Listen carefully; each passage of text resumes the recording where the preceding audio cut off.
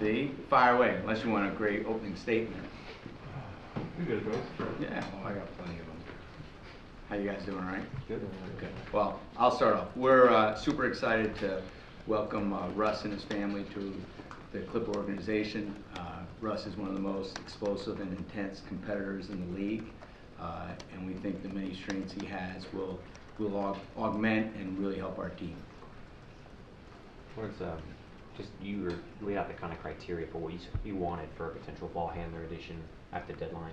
How does Russ, in your vision, fit that criteria? I think it was like not being able to pass court defensively, spacing for shooting, all that goes. How does he fit that? Yeah, I think, well, first of all, in terms of when we're talking about the trade deadline, in terms of we're basically saying, hey, look, we wanted to add someone who would be in our playoff rotation. And I was answering the question both really in relation to Eric Gordon, when we're talking about Eric Gordon versus quote-unquote that true point guard. I think with now in the buyout market, after the trade deadline's over, we sit down as a group and we say, okay, where are some areas where if it's possible that we can continue to either these are areas where maybe we think they're weaknesses or areas that we can fortify. And I think Russ's strengths in terms of the force, the intensity, the rim pressure, the ability to get downhill,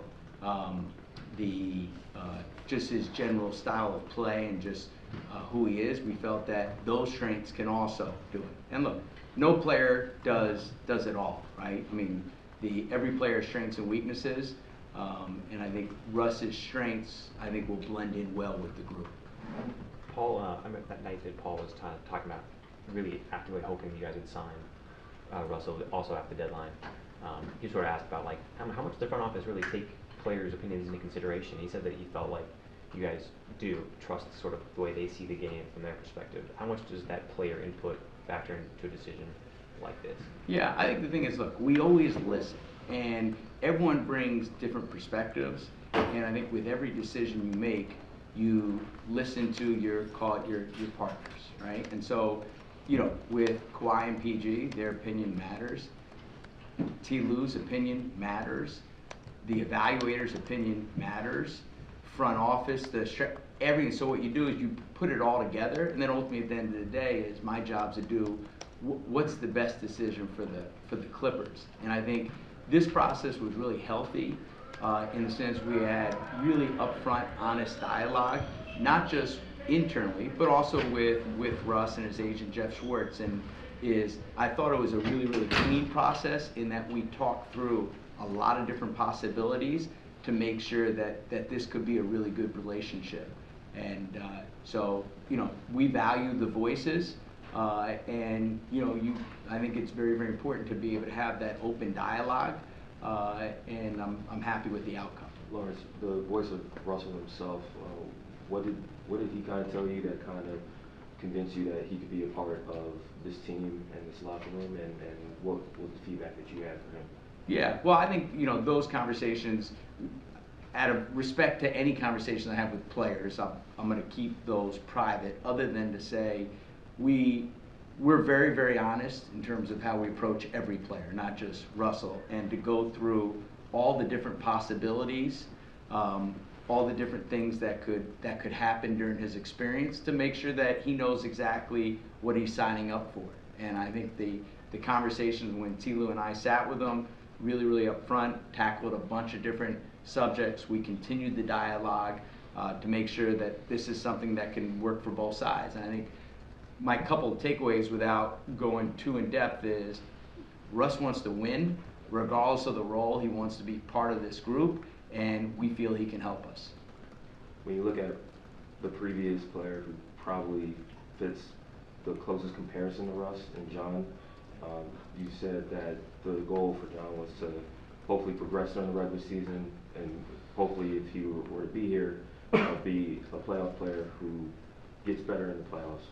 When you see what happened with John, his successes, his shortcomings, if you will, for lack of a better word, and you look at the player that you bring in Russ, what are some of the differences where you feel like Russ can be more successful?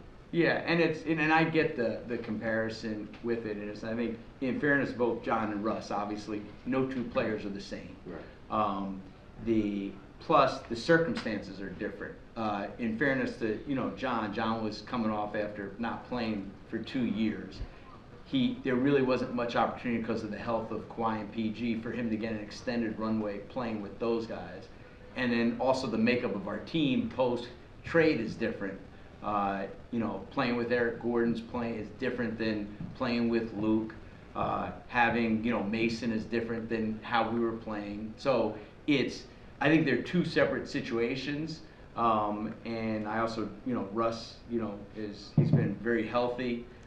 He's still, despite, he's going to be the oldest player on our team, and you can make the argument he'll be the most athletic player on our team. So the explosiveness he has, but I don't like to compare players because no two players are like in the circumstances I think are different for both as well.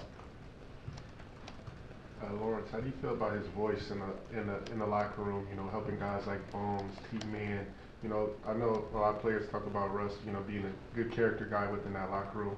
Is that something that you talk, with players about too as well? Yeah, and that's the perspective that, as much with every single player, we do a ton of work on what they're like just in the locker room, what their work habits are, and the value of, we have 3 guys who have played with Russ, and talking to them individually so there's not an echo chamber, groupthink, there were certain patterns that showed up, and one was great teammate, great in the locker room, his preparation in terms of what it is to be a pro, always early, gets to the arena, I think probably he was on the floor 3 hours before the game. His habits are the same every day, and everyone just said how great a teammate he was. So, you don't get that perspective unless you're actually talking to guys who've been in the locker room with him, let alone, look, we've been following Russ since 2008, from the time he was with the Thunder, and there's tons of people over the years that are good friends that both, whether they played with Russ, whether they coached Russ, whether they were in the front office, where we just saw some of those same patterns. Lawrence, Terrence had struggled to find a consistent role. Not struggled in that role, but struggled to find a consistent role with this team until we started at point guard for the last 20 or so games. I guess, how do you guys view him with a starting caliber point guard in Russell Westbrook, given how well Terrence has played the last couple weeks? Yeah, and I think not just Terrence. I think when you look at any time you're adding, you're always looking, okay, if someone's going to play, then invariably, how does it affect the group? And those are things we talk through. Russ knows we have a lot of good players. He has a lot of respect for the players on our team. I have great faith and trust in T. Lue, is that, T. Lue's going to put the players that fit best together on the court. He's shown that, especially come playoff time, that regardless of resume, pecking order, veteran, youth, that he always figures it out. And I think just very upfront, you have conversations. It's not just a Russ Terrence thing, because we play many different styles. I mean, the great thing about the roster is you have a lot of versatility. That Kawhi can play 3, can also play 4. PG can play 2, he can play 3. And so I think Russ just gives us another weapon. I think we're very cognizant of how well Terrence has been playing, and it's awesome to see, with what he's done as a starter and what the group has done. I think over the last, I'm going to call it the last month or so, we've probably had the #1 offense in the league. And those things don't go unnoticed. And you look at not just the perimeter, but you look at the front court, and I think with it is Russ is just another weapon for T. Lue, who has certain skill sets that the team can use, and then to figure out, okay, how do we best arm the team for what's needed. But I don't necessarily look at the Russ T-Man directly correlated. I just look at, okay, this is another weapon for T. Lue, and figure out, okay, how do you get the 5 best players on the court that fit best together? And it doesn't necessarily have to be backcourt players, just because I think we have flexibility where guys can both guard up and play up. You added 3 guys, 3 rotation-worthy players at the trade deadline. Was there any thought during the trade deadline, because we all knew Russ was traded before Thursday, right? So was there any thought that Russ would be available and could add to the 3 players that you were working to acquire? Not really. You don't factor that because, you could project, okay, is if he gets traded, obviously, with it, but then to factor in buyout, then to factor in, okay, when you're a free agent, you have a lot of options. So it never goes into the equation, at least for us, about a potential buyout guy, how that impacts what you do at the deadline, because there's so much uncertainty because he's a free agent, and we still had our goals in hand and what we wanted to accomplish. And so this, like I said, is after the deadline, you sit down with your group and figure out, okay, there's a buyout market, which potential guys could help us the most, which fill a potential need, which could give us a little something different that we may not have on the roster. And you know, with Russ was our target. Is there, I'm thinking of Bones, because when you think of a guard or someone who might not be in the rotation, I mean, Bones is going from seeing, there's a lot of competition on the roster. So what conversations are there with, especially a player like him, where it's like, well, the goals might be a little bit different in the short term? Yeah, well, I think there's right now, I mean, one, all the playing time decisions, you know, that's T. Lou, how he wants to handle it. So I know T. Lou, if he hasn't already, is going to speak with Bones. You know, I spoke with Bones, but it doesn't become a playing time thing. It just, you just focus on what you can control. Like, we traded for Bones for a reason, and with the guys that we traded for, it's not just present, but it's future as well. And the great thing is, all these guys want to play. Now, with it, to win, and to win at the highest level, one common thread is sacrifice. And we're gonna, and it's not just, I'm not just talking about a guy like Bones, but for any of our guys, is that T. Lou's gonna play the guys that give us the best chance to win. Invariably, that means certain guys won't play, certain guys won't play as much, and we're gonna need a collective buy-in. And it's not easy. I mean, that's the challenges, but that many times separates the winner from the rest of the group. So I think it's just having really honest dialogue. You know, T. Lou is like, there's certain things like you just gotta, it's gonna take a little time to figure out, especially, you know, very small sample size, but the three guys that we traded for, I think all had really good performances in both those games. And now we're adding Russ along with the other guys on our roster. So it's okay to say, you know what, I'm not quite sure how it's going to play out, but just have really honest dialogue and continue to talk daily, just where things stand. So players always know, even if it's not the news they may want to hear, at least they know, okay, he's being very honest about the situation, and now I just got to lock in and control what I can control. Well, so I know that you guys have about 21 games left after this. Exactly 21. 13 at home, 8 on the road, I believe. So how do you incorporate a big piece like that? As a competitor, I know you probably say, I think you have enough time, but 21 games is not that much time for the playoffs start. Yeah, well, I think, look, we're looking for Russ to contribute. You know, it's, look, we built this team around Kawhi and PG. And so with Russ, it's just kind of like, you know, I think maybe Paul made the comment, maybe Andrew to you, is after the Phoenix game, you know, it feels like we've had Eric, Bones, and Mason here the whole year. Well, we've been here like 6 days. So, and I think you're right, there's always a process, but we know where our focal points are, and everyone else is a complementary piece to Kawhi and PG. Everyone has a very important role, but we built the team around those guys. And I think, look, Russ has been doing what he's done for 15 years. Like, he's an explosive downhill attacker. He's done really, really well when he gets into the paint this year in terms of, like, his points per possession on his passes is at a very, very high level. His, you know, ability to initiate, his ability to play, you know, pick and roll, both as a scorer, passer, and even as a screener, like T. Lou, I think is gonna utilize his skill sets. And also at the end of the day is, you know, Russ has his role just like everyone else has their role. You mentioned that he was open to whatever role to help him get to a winner, and for you guys, he seems like he's being malleable.